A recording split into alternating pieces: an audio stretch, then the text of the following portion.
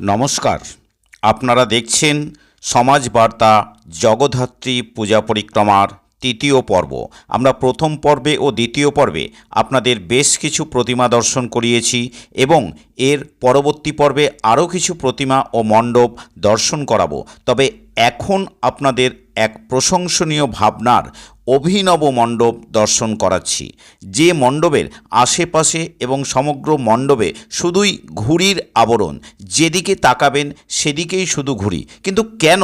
হ্যাঁ, সেই প্রশ্নের উত্তর খুঁজতেই সমাজ বার্তার প্রতিনিধি আশিস মজুমদার পৌঁছে গিয়েছিল ইচাপুর কণ্ঠাধার দুলেপাড়া অধিবাসীবৃন্দ ও মহিলা সমিতির পূজা মণ্ডপে।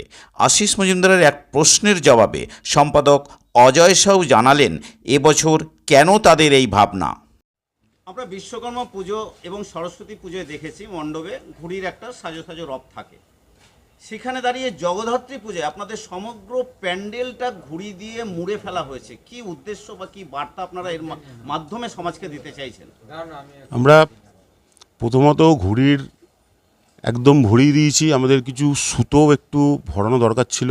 আমাদের আসল বার্তা হলো চাইনা মাঞ্জা বর্জন করুন। দেখুন, এর আগেও আপনারা দেখতে পেয়েছেন যে পায়রা, কাক বা বিভিন্ন রকমের পাখি এই ঘুড়ির সুতোয় মানে এই চাইনা মাঞ্জায় লেগে মানে মরে যাচ্ছে। কিছুদিন আগে আমাদের একজন মানে আর্মি, এক্স আর্মি বা আর্মি, ওনারাও দেখেছেন যে গলায় কেটে কিছুদিন আগে মারা গেছে। তো আমরা চাই পরিবেশকে একটা বার্তা দেওয়ার, চাইনা মাঞ্জা পুরোপুরিভাবে বন্ধ হোক।